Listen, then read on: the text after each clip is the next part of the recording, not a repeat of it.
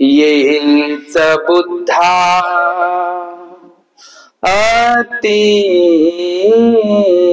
अतीताच येच बुद्धा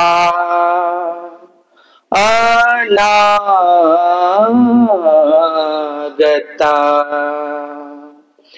पचुपन्नाच ये बुद्धा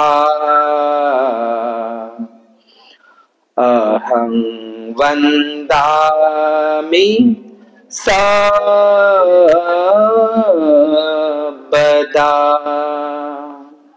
ये च धम्मा अतीताच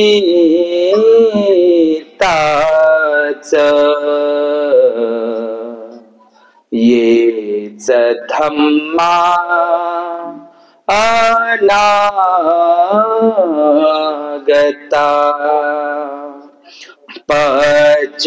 पचुपन्नाच ये धम्मा अहं वन्दामि सर्वदा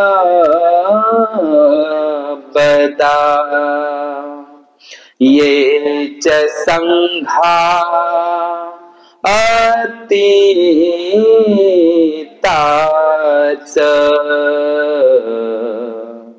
ये च संघा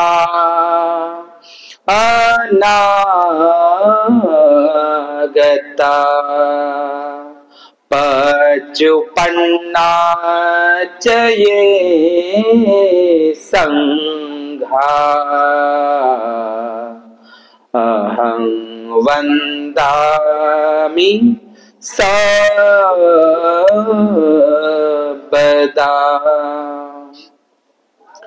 निबुता नुनं सो माता निबुता नुनं सो पिता निबुता इदी सो पतिती अर्थातच धन्य ती माता जिला सिद्धार्थ गौतम बुद्धासारखा पुत्र जन्मास आला। धन्य ते पिता ज्यांना सिद्धार्थ गौतम बुद्धासारखा राजरत्न पुत्ररत्न लाभला आणि धन्य ती पत्नी जिला सिद्धार्थ गौतम बुद्धासारखा पती मिळाला। या किस्सा गौतमीच्या बुद्धाप्रती असलेल्या गौरवाच्या उद्गारानं आज विश्व शांतीदूत धम्म विनायक धम्मदाता मार्गदाता महान कारुणिक तथागत अरहंत सम्यक संबुद्ध देवानं पियदसी धम्मराजा धम्मदायाद महाप्रजापिता महान सम्राट अशोक मौर्य बोधिसत्व विश्वरत्न भारतरत्न जग बदलणारा बाप माणूस डॉक्टर बाबासाहेब आंबेडकर या तीनही महामानवांना तिवार अभिवादन करून आज या वर्षावासाच्या कालावधीच्या निमित्तानं आयुष्यमती उपासिका शर्मिलाई पाटील व आयुष्यमान उपासक विजयजी पाटील व आयुष्यमती उपासिका गिरिजाई पाटील आणि या पुलगाव नाचनगाव परिसरातील पंचधारा रोड येथील राजरत्न बुद्ध विहाराशी संबंधित असलेल्या सर्व श्रद्धाशील बौद्ध उपासक राजरत्न बुद्ध विहार पंचधारा रोड पुलगाव येथील सर्व श्रद्धाशील बौद्ध उपासक तसेच उपासिका यांना मंगलाची कामना मंगल मैत्री भावना। पंचधारा ही बुद्धाशी संबंधित असलेला हा शब्द आहे। पुलगाव आणि अमरावती या सीमेवर असलेलं हे पुलगाव बोधिसत्व डॉक्टर बाबासाहेब आंबेडकर यांच्या पाऊल खुणांनी स्पर्शित झालेलं हे पुलगाव या वर्धा नदीच्या तीरावर हे पुलगाव आणि या ठिकाणी जी पंचधारा आहे पंचधारा हीच ती बुद्धाच्या पंचशिलाशी संबंधित असलेली पंचधारा हेच ते बुद्धाचे 5 शील. पाणाती पाता, अदिन्न दाना, कामे सुमिच्छाचारा, मुसावादा, सुरा मेरय. हे पंचशील, या पंचशिलालाच पंचधारा म्हणतात. तर या पंचधारा या परिसरातील सर्व श्रद्धाशील उपासक उपासिका आज या ठिकाणी या परित्तपाठ धम्मदेशनेच्या अंतर्गत आपण महान कारुणिक तथागत सम्यक संबुद्धाला, आता डोळे उघडा, जे पंचांग प्रणाम करत असतो. पंचांग प्रणाम अजूनही काही लोकांना माहित नाही. पंचांग प्रणाम कशाला म्हणायचं मी ते सांगतो आणि एक छोटीशी बोधिसत्व जातक कथा या ठिकाणी घेतो. पंचांग प्रणाम म्हणजे काय, तर 5 अंगांनी युक्त असलेला प्रणाम. म्हणजे प्रणाम करण्यासाठी, बुद्ध धम्म संघाला वंदन करण्यासाठी जे 5 अंग लागतात, पंचांग प्रणाम. पंच अधिक अंग म्हणजे 5 अंग. या शरीराचे 5 भाग म्हणजे प्रणाम करायला बुद्ध धम्म संघाला 5 अंग लागतात. 2 हात, 2 पाय आणि 1 डोकं. तर असे हे पंचांग प्रणाम आपण बुद्ध धम्म संघाला करत असतो. तर हे पंचांग प्रणाम आपण शिकलं पाहिजे.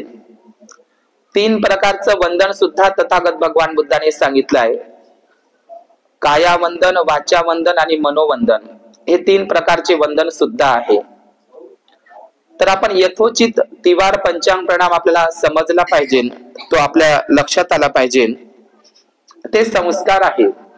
मागे पाय करणं आणि मागे पाय करून जे गुडघ्यावर मागे पाय करत असतो आपण, आणि हृदयवत्तू म्हणतात, पालीमध्ये त्याला हृदयवत्तू म्हणतात. म्हणजे छातीशी आपण दोन्ही हात जोडत असतो, त्याला अंजली मुद्रा म्हटलेली आहे. भगवान बुद्धांच्या हात जोडलेल्या मूर्त्या सुद्धा आहे, ज्या विनम्रतेचं प्रतीक आहे. अंजली मुद्रा, जसं आपण अंजली करणीय म्हणतो. म्हणजे अंजली करणीय म्हणजे दोन्ही हात कर, अंजली कर म्हणजे काय, तर दोन्ही हात जोडून वंदन करण्यास, नमस्कार करण्यास, प्रार्थना करण्यास योग्य असलेला संघ, असं म्हणून आपण अंजली करणीय म्हणतो. म्हणजे दोन्ही हात जोडून, हे विनम्रतेचं, नम्रतेचं एक संस्काराचं प्रतीक आहे.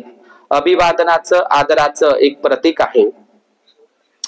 जो काही लोकांमध्ये जो अहंकाराचा ताठर भाव असतो, अहंभाव असतो, त्याला नष्ट करण्यासाठी हा विनम्रता भाव म्हणून ही अंजली मुद्रा आहे. तर हे आपण असे जे हात जोडतो असे हृदयवत्तू सीन, याला हृदयवत्तू म्हणतात. हृदयवत्तू म्हणजे हे जे हृदय आहे, आपलं दिल आहे, ज्याला आपलं जे मन आहे, या दोन्ही हात त्याच्यासाठी आपण जोडतो इथे हृदयापाशी. कारण कोणतीही गोष्ट ही मनापासून, हृदयापासून, दिल से असली पाहिजे. त्यालाच म्हणतात म्हणजे काया वाचा मन, मनातून, मनापासून ते असली पाहिजे. काया वाचा मनानं, विशुद्ध परिशुद्ध अंतकरणानं आपण बुद्ध धम्म संघाची स्तुती करत असतो. आपण मूर्ती पूजा करत नाही.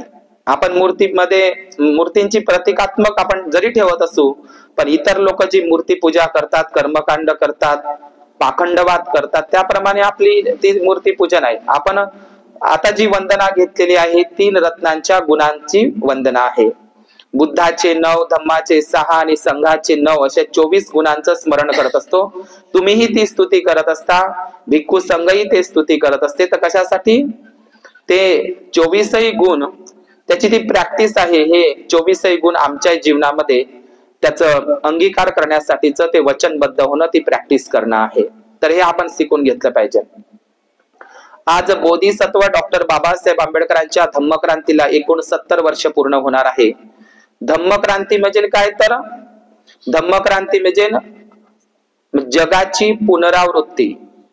धम्मक्रांती म्हणजे काय, क्रांती म्हणजेच बदल, परिवर्तन, ज्याला रिव्होल्युशन म्हणतात.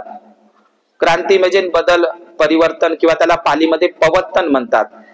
तर आज मी तुम्हाला या ठिकाणी ज्या त्रिपिटकाचा एक भाग आहे, त्रिपिटकाचा एक भाग म्हणजे जातक कथा, ज्या भिक्खू आर्यशूर यांनी सुद्धा जातक मालांमध्ये वर्णित केलेले आहे.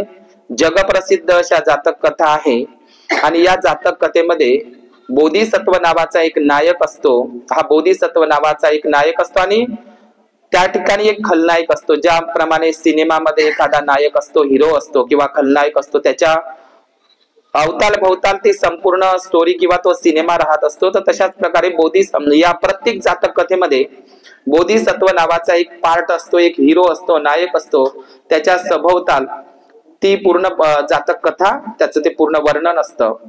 तर काही काही जातक कथांमध्ये म्हणजे जास्तीत जास्त जातक कथांमध्ये खलनायकाचं सुद्धा एक पात्र असतं. बोधिसत्व व्यक्ती दुसऱ्याचं दुःख पाहून त्याला दुःख होते, असं राहते बोधिसत्व व्यक्ती. बोधी म्हणजे काय तर ज्ञान, सत्व म्हणजे काय तर ते जीव.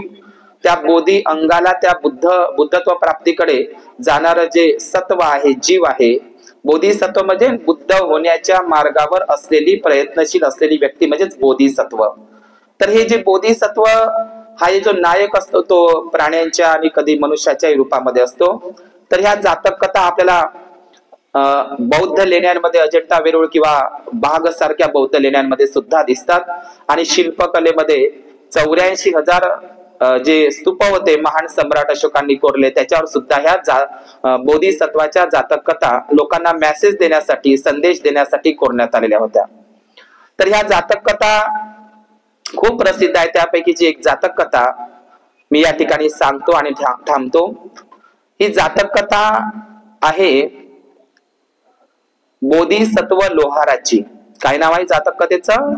बोधिसत्व लोहार.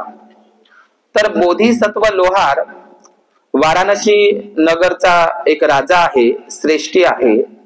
या वाराणसी नगरामध्ये ब्रह्मदत्त नावाचा राजा राज्य करत आहे. आणि या बनारस वाराणसी नगरीमध्ये आमच्या बोधिसत्व लोहाराने जन्म घेतला आहे. आता लोहार म्हटलं तर आपल्याला ते अवजाराला धार देणारा तो लोहार म्हणतो. बुद्धाच्या काळापासून आपण चुंद लोहाराचा नाव ऐकलं असेल. भगवान बुद्धाने भोजनदान ग्रहण केलं अखेरचं चुंद लोहाराचं. इकडे काश्मीरमध्ये जर काश्मीर या जे भाग आहे, ज्या काश्मीर श्रीनगरची स्थापना स्वतः सम्राट अशोकांनीच केलेली आहे, तर या काश्मीरमध्ये एक बौद्ध राज्यवंश होऊन गेला, बुद्धिस्ट राजवंश डायनेस्टी, तो म्हणजे लोहार राजवंश. हा लोहार बौद्ध राजवंश काश्मीरमध्ये होऊन गेला.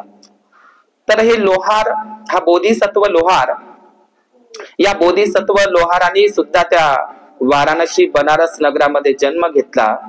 आणि या ब्रह्मदत्त नावाच्या राजाच्या राज दरबारामध्ये, नीट लक्ष द्या, या जो वाराणसी बनारसचा जो राजा आहे ब्रह्मदत्त, याच्या दरबारामध्ये, राज दरबारामध्ये अनेक महामंत्री होते, सेवक होते. आणि त्या महामंत्र्यांपैकी राजाच्या राज दरबारामध्ये एक पुरोहित असतो. पुरोहित म्हणजे राजाला काही गोष्टी पुरवणारा, तसा पुरोहित हा शब्द पाली आहे. पुरोहिता देवा असं परित्राणक पाठाच्या पुस्तकामध्ये आपल्याला दिसतं. पुरोहिता देवा म्हणजे हित पुरवणारा, म्हणजे हिताच्या सुखाच्या गोष्टी अंतपुरामध्ये, राजपुरामध्ये राजाला पोहोचवणाऱ्या हिताच्या गोष्टी, सुखाच्या, कल्याणाच्या गोष्टी म्हणजे मार्गदर्शन करण्यासाठी असतात. तर प्रत्येक राजाच्या राज दरबारामध्ये एक पुरोहित असतो. पण तो पुरोहित कसा असतो? राज पुरोहित असतो. म्हणजे राजाच्या दरबारामध्ये राहणाऱ्याला राजपुरोहित म्हणतात. आणि या ब्रह्मदत्त राजाच्या राज दरबारामध्ये सुद्धा एक राज पुरोहित होता. आणि हा राज पुरोहित ब्राह्मण होता, दृष्ट स्वभावाचा होता. कसा होता? दृष्ट स्वभावाचा होता. आता दृष्ट स्वभावाचा असल्यामुळे हा राज पुरोहित, जो दृष्ट स्वभावाचा जो ब्राह्मण, त्याच्या दरबारामध्ये राहायचा, राजाला सल्ला मसलत करायचा. युद्धामध्ये युद्ध करायचं किंवा नाही करायचं, युद्ध करण्याची योग्य वेळ आहे किंवा नाही आहे, या संदर्भात तो नेहमी राजांना मार्गदर्शन करायचा. आणि राजा सुद्धा त्यांच्या आदेशानुसारच ते काम करायचं राजपुरोहिताच्या. किंवा कोणतंही युद्ध करत असताना किंवा कोणतंही युद्ध आता त्याची तयारी आहे, पूर्व तयारी आहे, तर त्यासाठी राजा जो आहे ब्रह्मदत्त राजा नेहमी त्या राजपुरोहिताला म्हणायचा युद्ध करायचं का. आणि मग युद्ध करण्यापूर्वी हा जो राजा आहे तलवारीचे परीक्षण करायचा. काय करायचा? कारण तलवारी जर त्या शस्त्रागारामध्ये, त्या जिथं शस्त्रांचं गार असते राजा महाराजांचं, जिथं तलवारी ठेवलेले असतात, ढाल वगैरे सगळे, तर त्या ठिकाणी तलवारी वगैरे कशा जंग लागलेल्या असतात, गंज पडलेल्या असतात, खूप दिवसापासूनच्या असतात. जर युद्ध बंद असेल तर त्या तलवारी बंद असतात. तर त्यामुळे राजा कधी कधी त्या तलवारी त्याला धार आणण्यासाठी किंवा नवीन तलवारी, आपण नवीन युद्ध छेडत आहोत तर त्यासाठी नवीन तलवारी तो कधी कधी त्या बनारसचा जो बोधिसत्व लोहार होता हा सुद्धा एक प्रसिद्ध होता. म्हणजे इथं आमच्या बोधिसत्वानं, जो आमचा बोधिसत्व नायक आहे, खूप मोठ्या मनाचा आहे, मोठ्या दिलाचा आहे, तो त्याच्यामध्ये करुणा आहे, मैत्री आहे आणि इतरांसाठी तो एक आदरणीय आहे. कोण? बोधिसत्व लोहार नावाचा तो व्यक्ती. आणि या बोधिसत्व लोहार त्याच्या तलवारी त्या बनारस मध्ये नाही तर त्यावेळेच्या संपूर्ण जम्बूद्वीपामध्ये, भारतामध्ये त्याच्या तलवारी विशेष प्रसिद्ध होत्या. धारीसाठी आणि युद्धासाठी त्याच्या तलवारीची दूर दूर पर्यंत मागणी होती. दूर दूर पर्यंत त्याच्या तलवारी जायच्या युद्धासाठी. जे कोणी राजे असतील ते त्याची मागणी करायचे. आता इकडे राजपुरोहिताला विचारत आहे की त्या तलवारीचं परीक्षण करण्यात आलं आणि त्या तलवारी परीक्षण केल्यानंतर राजा म्हणत आहे की आपल्याला पुढे जाऊन आपल्यावर एक युद्ध येणार आहे. कधी युद्ध येऊ शकतं, अचानक युद्ध होण्याची पूर्वतयारी म्हणून त्या तलवारीचं ते राजा परीक्षण करतो त्या शस्त्रागारामध्ये जाऊन. तर राजपुरोहितासोबतच त्या शस्त्रागारामध्ये त्या तलवारीचं परीक्षण करतो, निरीक्षण करतो. आणि त्यावेळी राजपुरोहित आणि ते कोण म्हणते त्याला तो हे करत असतो, त्या परीक्षण करत असताना राजा आणि तो राजपुरोहित म्हणतो की आता तलवारी आपल्याला नवीन कराव्या लागतील, नवीन तलवारीची आवश्यकता आहे. ह्या तलवारी बोथट झालेल्या आहे, जंग चढलेल्या आहे, त्यामुळे आपल्याला नवीन युद्धासाठी नवीन तलवारीची ते व्यवस्था करावी लागेल. तर त्यासाठी बोधिसत्व राजा, जो राजा असतो ब्रह्मदत्त राजा, तर त्या वाराणसी मधले जेवढे काही लोहार असतात, तर आमचा जो बोधिसत्व लोहार हा तर त्या तलवारी करण्यामध्ये तो पारंगत असतो, छान त्याला तलवारी बनवता येतात. आणि याच बोधिसत्व या लोहारांनी, त्या व्यक्तीने, ज्या बोधिसत्व लोहारांनी संपूर्ण बनारस मधले जेवढे काही लोहार बांधव होते यांना सुद्धा रोजगार उपलब्ध करून दिला होता. रोजगार म्हणजे एक पोट भरण्याचं, उदरनिर्वाहाचं साधन उत्पन्न करून दिलं होतं. आणि त्या जेवढी प्रजा होती त्या प्रजेचा तो स्वामीच होता, बोधिसत्व लोहार. आणि त्या प्रजेला सुद्धा त्यांनी तलवारी कशा योग्य पद्धतीने बनवायच्या, त्याला कशी धार आणायची आणि कशा त्या महागड्या आणि किमतीमध्ये जाईन अशा पद्धतीच्या त्यालाही त्यांनी त्या तलवारी बनवायला शिकविलेलं होतं. आणि म्हणून एक दिवस काय झालं की हा जो दृष्ट राजपुरोहित ब्राह्मण आहे, आता हा बोधिसत्व लोहार राजानं महामंत्र्याद्वारे दवंडी पिटवली पूर्ण बनारस नगरामध्ये. आणि दवंडी पिटवत असताना लक्षात घ्या, बोधिसत्व लोहारांनी, बोधिसत्व जो लोहार होता आणि त्यांच्या जे व्यक्तींनी आहे मोठ्या कष्टानं, मेहनतीनं ते धार देऊन तलवारी त्या आगीमध्ये त्याचं पाणी करून सुंदर अशा तलवारी त्यांनी राजा समोर पेश केलेल्या होत्या.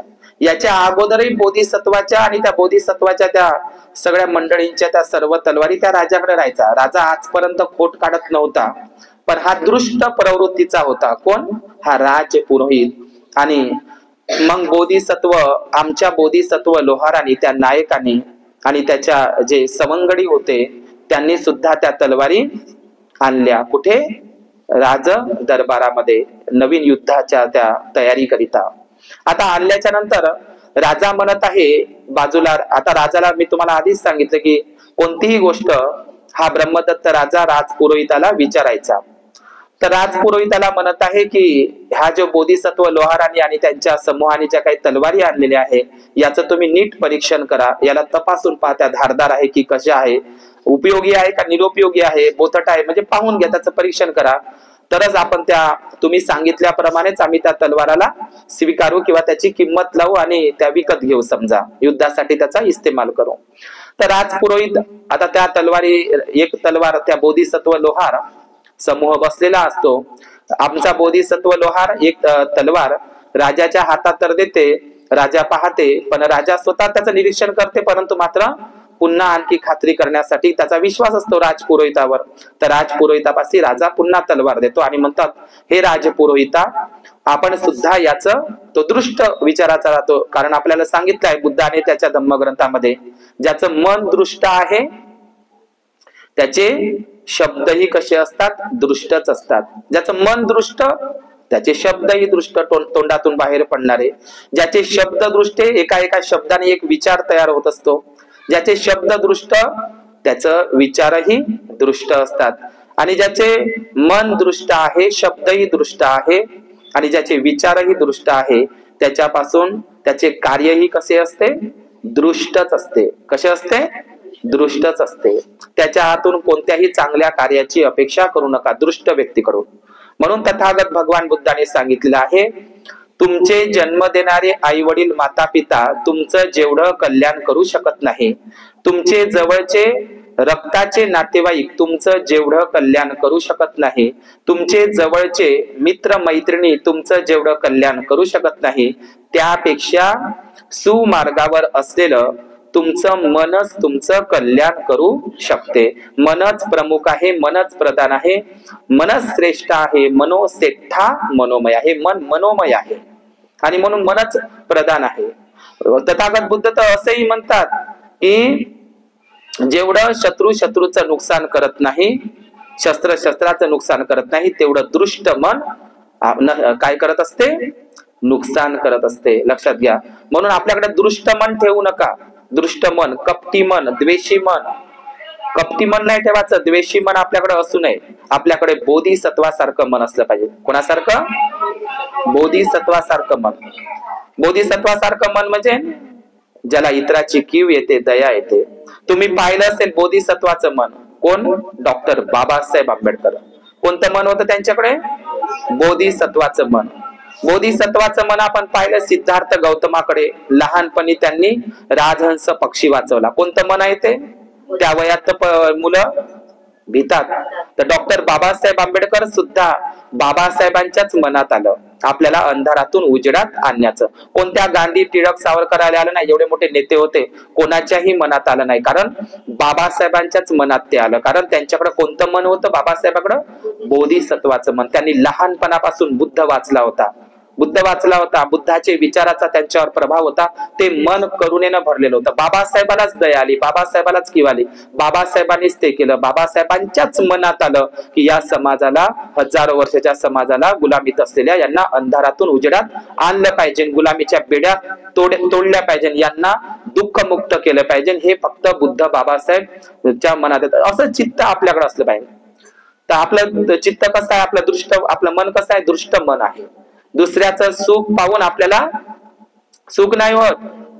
या जगात दुःख तर आहेच. बुद्ध म्हणतात या जगात दुःख आहे, प्रत्येक दुःख आहे या जगामध्ये.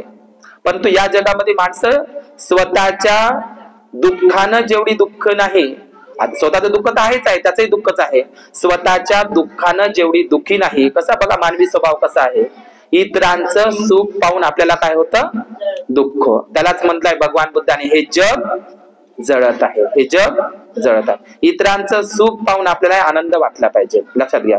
माझंही मंगल हो, इतरांचंही मंगल हो, माझंही भलं हो, दुसऱ्याचंही भलं हो, आहे की नाही. माझी हानी होऊ नये, दुसऱ्याचीही हानी होऊ नये, असं दृष्ट मन आपल्याकडे ठेवू नका. दृष्ट मन. बरं झालं बाबासाहेबांकडे बोधिसत्वाचं मन होतं, म्हणून आज आपल्याला हे सुंदर सोन्याचे दिवस प्राप्त झाले. काश बाबासाहेबांनी जन्म घेतला नसता आणि बाबासाहेबांकडे हे असं मन नसतं, बोधिसत्व मन, तर आज आपल्याला हे दिवस भेटले नसते. समजलं का, सोन्याचे दिवस. तर मी जी जातक कथा तुम्हाला सांगत आहो, तर हा जो दृष्ट प्रवृत्तीचा जो राजपुरोहित होता, दृष्ट प्रवृत्तीचा, त्याला माहित होतं ह्या तलवारी छान आहे, पण तो राग करत होता. कारण तो श्रेष्ठ होता ना, वर्णानं ब्राह्मण होता, ब्राह्मण कुळातला होता, दृष्ट प्रवृत्तीचा होता. आणि आमचा लोहार ब्राह्मण आहे का नाही, तो अस्पृश्य म्हणा एक. तर अशा पद्धतीनं त्या तलवारी पेश करण्यात आल्या राजपुरोहितापाशी. ती तलवार राजपुरोहितानं पाहिलं, ती तलवार वगैरे छान आहे, सगळं चांगलं आहे, मस्त आहे त्या तलवारी, पाहिलंही त्यानं. पण राजाला काय म्हणते, राजा या बोधिसत्व लोहाराची तलवार आणि ज्यांचे हे जे सगळे आहेत ना, त्याचा समूह, ज्या तलवारी आणलेल्या आहे युद्धाकरिता, त्या सगळ्याच तलवारी निरुपयोगी आहे, काही उपयोगाच्या नाही. आपण युद्धामध्ये आपला पराभव होऊ शकतो, माणसं कापली जाणार नाही युद्धामध्ये, सैन्य कापलं जाणार नाही. आणि ह्या तलवारी म्हणजे काहीच कामाच्या नाही. ह्या तलवारी रद्द करा.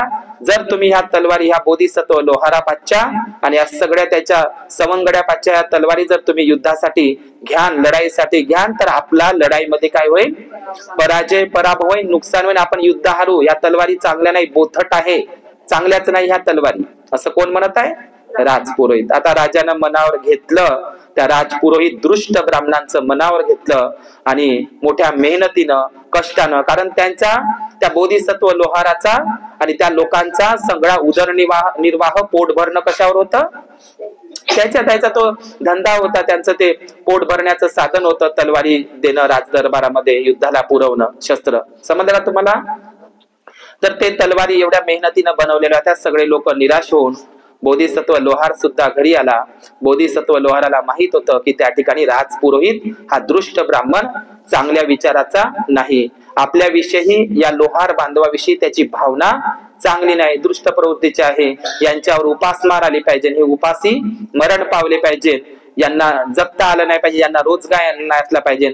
मग हा सगळा बोधिसत्व लोहार एवढा दुःखी होतो आणि जे लोक आहे ना तेही, कारण त्यांचे मुलांना जे संगोपन करायचं असते ना, मुलाबाळांना कुटुंब चालवायचा असतो, आपला रोजगार, आपल्या तलवारी खपल्या नाही तर आपल्याकडं कुठून आता धनधान्य येईल, आपला खायला प्यायला मिळणार नाही आणि आपल्याला पैसाही नाही. मग त्याच्यावर ते गरिबी एक प्रकारे संकटच, समजा संकटच असतं त्याच्यावर. एक तलवारी न खपणं म्हणजे उपाशी येण्याची पाळी आहे ना ती, कुटुंब उपाशी होणं, लहान लहान लेकर उपाशी, त्याला उपास पडणं.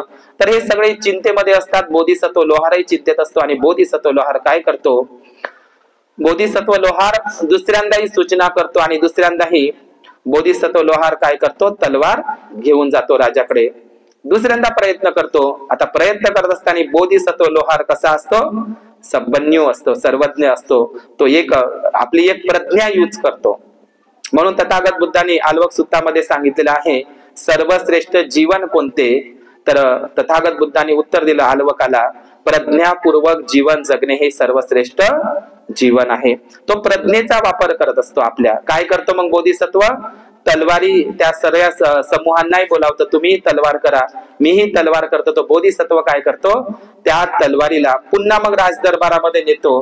पण ते तलवार नेत असताना मात्र बोधिसत्व लोहाराच्या आता जी तलवार असते आणि इतरही लोकांकडे त्या तलवार पुन्हा घेऊन जातात राजदरबारात मध्ये, राजासमोर ते ठेवल्या जातात. पण बोधिसत्व एक काम करतो, त्याची फजिती करण्यासाठी सत्य बाहेर आलं पाहिजे, कारण त्यानं कपट केलं होतं, दृष्ट प्रवृत्तीनं ते केलं होतं. कोण, राजपुरोहित त्या दृष्ट ब्राह्मणानं. तर इकडे बोधिसत्व लोहार काय करतो बघा, बोधिसत्व लोहार काय करतो, त्या तलवारीला, तो बोधिसत्व लोहार तलवारीला ते काय म्हणते, मिरची पूड नाही का, मिरची पूड, तिखट लावतो धारीला, मिरचीचं काय लावते, मिरची पावडर आहे का नाही, ते तिखा लाल, ते मिरची पावडर त्याला धारेला लावतो. असं सूक्ष्म पद्धतीने दिसलं नाही पाहिजे, पूर्ण टोकापासून ते एकदम खालपर्यंत मिरची पावडर, त्याला बारीक पद्धतीने पिसलेली ती मिरची पावडर ते लावल्या जाते आणि ती तलवार मग तो राजाच्या दरबारामध्ये घेऊन जातो. समजलं का तुम्हाला? आणि तेही त्याचा जे समूह आहे ते सगळेजण दुसऱ्यांदा त्या तलवारी घेऊन जातात, राजाकडे ती तलवार दिली जाते. पुन्हा तसंच होतं, राजा पुन्हा त्या राजपुरोहिताला काय देतो, तलवार देतो, त्याचं निरीक्षण परीक्षण करण्यासाठी. आता परीक्षण करण्यासाठी तुम्हाला माहित असेल, लोक डोळ्यासमोर नेत असतात किंवा असं जवळ असं करतात ना, तलवार तर तो पाहतो डोळ्यासमोर, आणि डोळ्यासमोर म्हणजे निरखून पाहत असतो तो राजपुरोहित दृष्ट ब्राह्मण, असा निरखून पाहतो. आता जवळ आणत असताना काय होते, ते जे मिरची पूड लावलेली असते त्या तलवारीच्या धारेला बारीक मध्ये, तर त्या मिरची पूडमुळे तो असा पाहत असल्यामुळे त्याला माहित आहे की धारदार आहे, असं म्हणल्याबरोबर त्याचं काय होते, त्याला छिंक येते. स्वाभाविक आहे की नाही, छिंक येते का नाही, मिरची पूर्ण काय येते, लहानपणी ते पोरं जरा ऐकले नाही तर ते करत होते का नाही, पहिले उलटे टांगत होते आहे का नाही, पहिले तेच होती शिक्षा. तर ते त्या ब्राह्मण राजपुरोहिताला छिंक येते. छिंक आल्याबरोबर त्या तलवार अशी तपासता काय झालं, त्याचं नाकच काय झालं, कापल्या गेलं. कोणाचं, दृष्ट ब्राह्मण राजपुरोहिताचं काय गेलं, नाक कापल्या गेलं. आता नाक कापल्या गेल्याबरोबर, नाक कापलं म्हणजे त्याचं पूर्णच नाक कटलं, म्हणजे चांगली छिंक आली मोठ्यानं, असं अशीच ती तलवार पकडलेली होती आणि अशी छिंक आली. समजलं तुम्हाला, अशी छिंक आली. अशी छिंक आल्यावर ते नाक कुठं गेलं, आणि तुम्हाला माहित आहे बोधिसत्वाच्या तलवार, त्या बोधिसत्व लोहाराच्या तलवारी कशा होत्या, धारदार होत्या. आणि हा काय म्हणत होता, धारदारच नाही, राजा ह्या तलवार निरुपयोगी आहे युद्धासाठी, लढाईसाठी. धारदार होत्या पण त्यानं पहिल्या तलवारी फेल करायला सांगितल्या होत्या. दृष्ट मन होतं त्याच्याकडं, हे जगले नाही पाहिजे म्हणून, आहे की नाही. पण आता मात्र त्याचं छिंक आल्यामुळे, मोठी छिंक आल्यामुळे आणि डबल डबल छिंक आल्या 2-3 वारंवार, त्याचं नाकच काय गेलं, पूर्ण तुटलं, कापल्या गेलं ना. आता खऱ्या अर्थानं राजालाही माहित झालं, सत्य उघड आलं की तलवारी आधीच्याही तलवारी कशा होत्या, धारदारच होत्या. कारण बोधिसत्वाच्या तलवारीमध्ये कोणीही खोट काढू शकत नाही. आता बोधिसत्वाच्या तलवारीमध्ये जर कोणी खोट काढू शकत नाही आणि तेही त्याच्या जो समूह होता लोहार बांधवाचा, त्याच्यामध्ये खोट काढू शकत नव्हते. पण या दृष्ट विचाराच्या माणसानं, या ब्राह्मणानं त्याच्या बोधिसत्व लोहाराच्या तलवारीमध्ये काय काढली होती, खोट काढली होती. त्या लोहार बांधवांना आणि बोधिसत्व लोहाराला उपाशी राहण्याची वेळ आली होती. तर त्याचं पितळ उघड झालं, सत्य जगासमोर आलं, राजासमोर आलं, त्याचं नाक काटलं गेलं. राजाला माहित पडलं की आधीच्याही तलवारी चांगल्याच होत्या. आता इथं नाक पुरावाच भेटला ना, पुरावाच भेटला, आहे का नाही. तर बोधिसत्वाच्या तलवारी कशा होत्या, धारदार होत्या, चांगल्या होत्या आणि त्या खरोखरच मस्त होत्या. तर ही तर, आणि तेव्हापासून एक भारतामध्ये एक मुहावरा तयार झाला आहे ना, नाक कटणं, आहे का नाही. नाक कटणं म्हणजे, नाक कटणं म्हणजे काय, एखाद्याची नाचक्की झाली, एखाद्याची इज्जत गेली, एखाद्याकडे हे झालं, त्याचं काय म्हणते, नाक कटलं म्हणते, म्हणते का नाही, ते आहे का नाही, असे मन आहे का नाही, भारतामध्ये असते मग याचं नाक कापलं म्हणते, याचं नाक कटलं म्हणजे काही जर असं गुन्हा घडला आणि तो त्याच्यावर कारवाई झाली, त्यांना याले नाक नाही म्हणते. नाक तसा पाली शब्द आहे, नाक नाही म्हणजे नाक पाक म्हणतो आपण त्याला, आहे का नाही. नाक म्हणजे सिद्ध नाक आहे ना, राय नाक वगैरे, आपण भीमा कोरेगाव, आहे का नाही. नाक नाही म्हणजे काय, नाक जो नाक लोक म्हणजे पाक लोक, नेक लोक, पंचशिलाचं पालन करणारे लोक, नाग लोक, नाक लोक, पाक पाक पाकिस्तान म्हणतो ना, पाक म्हणजे चांगले लोक, शिलवान लोक. पाकिस्तान नाव हे बौद्ध धर्मावरच पण आहे, पाक ते उर्दू शब्द नाही. पाक म्हणजे काय, पाक लोक, चांगले शिलवान लोक, पंचशिलाचं पालन करणारा एक वेळ पाकिस्तान होता, म्हणून त्याला पाक म्हणतात, पाकिस्तान, हे की नाही. तर पाक लोक म्हणजे सिलवान लोक, नेक लोक. तर हे जे नाक, याला नाक नाही म्हणते, नाक नाही म्हणजे नाक गेलं म्हणजे याच्याकडे बुद्धाचं पंचशील नाही, आहे की नाही, असं ते असं आहे त्याचे. पण ते नंतर तो वेगळा झाला. तर अशा प्रकारे ही जी भारतामध्ये एक मुहावरा तयार झाला नाक कटण्याचा, समजलं का. आणि मग त्या ठिकाणी बोधिसत्व लोहाराचा काय झाला, जय जयकार झाला. त्याच्या तलवारी राजानं ते विकत घेतल्या आणि बोधिसत्वाला आपल्या दरबारामध्ये, बोधिसत्व लोहाराला आपल्या दरबारामध्ये राजपुरोहित म्हणून किंवा महामंत्री म्हणून त्याला आपल्या दरबारामध्ये नेमणूक केली. कोणा, राजानं. आता राजानं जर त्या बोधिसत्व लोहाराची नेमणूक केली असेल तर ते किती चांगलं झालं, त्याचा गौरव करण्यात आला, त्याला उचित बक्षीस देण्यात आलं आणि राज दरबारामध्येच त्याला राजपुरोहित म्हणून एका चांगल्या पदावर त्याला देण्यात आलं. कोणाला, बोधिसत्व लोहाराला. सगळीकडे त्या लोहार बांधवांमध्ये आनंदही आनंद झाला. सांगण्याची कहाणी हीच आहे की बोधिसत्व लोहार, या बोधिसत्व लोहार दुसरा तिसरा कोणी नसून आज आपण जर बघितलं तर हाच तो आजच्या, ज्यांच्यामुळे आपल्याला हे जीवन मिळालं. हे शरीर तर फक्त आपल्या आई वडिलांनी जन्माला घातलं, तुमचं माझं. पण या शरीरामध्ये जर प्राण फुंकला असेल तर तो कोणी, बोधिसत्व डॉक्टर बाबासाहेब आंबेडकर. प्राण फुंकला आपल्या शरीरामध्ये, प्राण फुंकला कोण, डॉक्टर बाबासाहेब आंबेडकरांनी.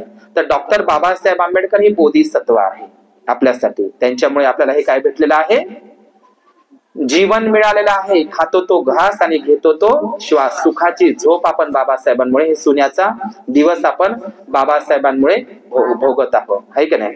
तर हा बोधिसत्व, हा कोण आहे, हा बोधिसत्व आपण लोहार बाबासाहेबाला इथे ठेवूया, आहे. आणि दृष्ट ब्राह्मण म्हणजे हेच ते मनुस्मृतीद्वारे दृष्ट ब्राह्मणानं केलेला काळा कायदा, ज्याच्यामुळे आपण चांगले लोक होतो. आपण पूर्वीचे बुद्धिस्टच होतो, बाबासाहेबांनी आपल्याला घर वापसी करून दिलेली आहे. समजलं का, बौद्ध धम्माकडे वळून. तर हा बौद्ध धम्म म्हणजेच जी तलवार आहे. तर हा बोधिसत्वाचं सत्य असतं. बोधिसत्व लोक जे बोलतात ते करून दाखवत असतात आणि बोधिसत्वामध्ये काहीही कमतरता नसते. परंतु त्यांनी त्या राजपुरोहितानं कमतरता काढलेली होती. तर हे जे तलवारी म्हणजे कोण, ह्या तलवारीची परीक्षा कोण केली, तलवारी म्हणजे कोण, हेच तो आपला 14 ऑक्टोबर 1956 पूर्वीचा आपला समाज, आहे का नाही. लोकांनी त्याला ब्राह्मण काय म्हणते, हे वाले अस्पृश्य आहे, नीच आहे, हे चांगले नाही, हे खालच्या दर्जाचे आहे, हे पशुतुल्य आहे.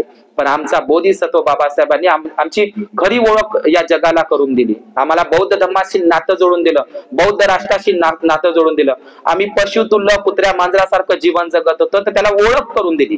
ज्याप्रमाणे त्या बोधिसत्व लोहारानं आमच्या तलवारी धारदार आहे किंवा बोथट आहे याची ओळख करून दिली होती तेवढ्या लोकांमध्ये राजदरबारामध्ये, तर तुमची ओळख करून दिली की आम्हीही माणसं आहोत, आम्हालाही माणसाप्रमाणे जगण्याचा अधिकार आहे. ज्याप्रमाणे कुत्रे मांजर त्या चवदार तळ्यावर पाणी पितात, ते निसर्ग निर्मित पाणी, आम्ही माणसं आहोत. ही माणूसपणाची जाण बाबासाहेबांनी आपल्याला करून दिलेली आहे. समजलं का? म्हणजे ओळख करून दिली. त्या तलवारी, ज्या बोधिसत्वांनी जशी तलवारीची ओळख करून दिली त्या राज दरबारात, तशी तुमची ओळख जगासमोर करून दिली आणि आपल्याला बुद्ध दिला आहे का नाही. या बुद्धामुळेच आपली जगामध्ये आणि या समाजामध्ये आणि भारत देशामध्ये काय झाली, ओळख झाली. आणि बोधिसत्व बाबासाहेबांची ओळख अख्खं जग बाबासाहेबाला बुद्धाच्या बरोबरीनं पुस्तक बुद्धाला ओळखतं. तर कशामुळे? बाबासाहेब हे बुद्ध धम्म संघाला शरण गेले. समजलं का? म्हणून सर्वांचं माहेर आहे, जाता जाता म्हणून सांगतो, सर्वांचं माहेर एकच आहे, ते म्हणजे नागपूर दीक्षाभूमी. डॉक्टर बाबासाहेब आंबेडकरांना रमाई म्हणायची, मला पंढरपूरला न्या, पंढरपूरला न्या. मेली आपली रमाई, पण बाबासाहेबांनी पंढरपूरला कुठल्याही देवा धर्माकडे रमाईला स्वतःही गेले नाही आणि रमाईला नेलं नाही. मरून गेली रमाई पण नेलं नाही. रमाई, मी तुझ्यासाठी अशी हजारो पंढरपूर निर्माण करीन. तर ते नव पंढरपूर म्हणजे नागपूरची दीक्षाभूमी. आपल्या आईला ते नव पंढरपूर दीक्षाभूमी पाहायला भेटली नाही. भेटली का नव पंढरपूर दीक्षाभूमी आपल्या रमाईला? मग रमाईला ते पंढरपूर पाहायला भेटलं नाही, तर आपलं माहेर कोणतं आहे? रमाईचं माहेर, तुमची आईचं ते माहेर तर आहेच, पण तुमचं खरं माहेर तिकडं आहे कोकणामध्ये, वनंदगाव. वनंदगाव हेही तुमचं माहेर आहे. आणि आपले जे नवा जन्म होत आहे, आपलाही जन्म, आपल्या सर्वांचा जन्मतारीख ती एकच आहे का नाही? जन्मतारीख कोणती? 14 ऑक्टोबर 1956. लक्षात घ्या, हीच आपली सर्वांची जन्मतारीख आहे. इंग्रजांची गुलामी 150 वर्षच भोगली आणि मुसलमानांची गुलामी, मुस्लिमांची 400 वर्ष. पण हजारो वर्षाच्या गुलामीतून आपल्याला जर कोणी मुक्त केलं असेल तर कोण?